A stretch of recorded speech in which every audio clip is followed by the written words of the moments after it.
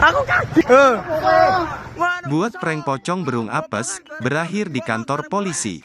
Video prank pocong yang dilakukan oleh sejumlah remaja berujung penganiayaan viral di media sosial.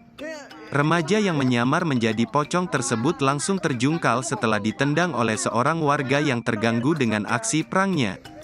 Tak hanya terjungkal, pemeran pocong jadi-jadian tersebut juga dipukuli warga yang geram dengan ulahnya.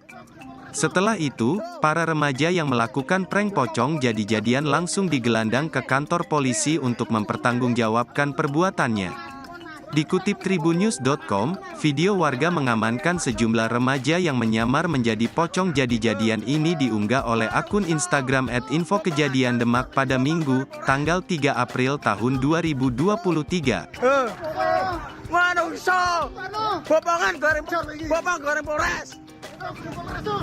Tuh. Lah kok pokok ini dimasuki? Mboten Mas.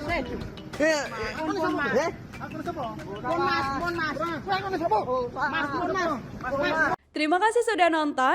Jangan lupa like, subscribe, dan share ya.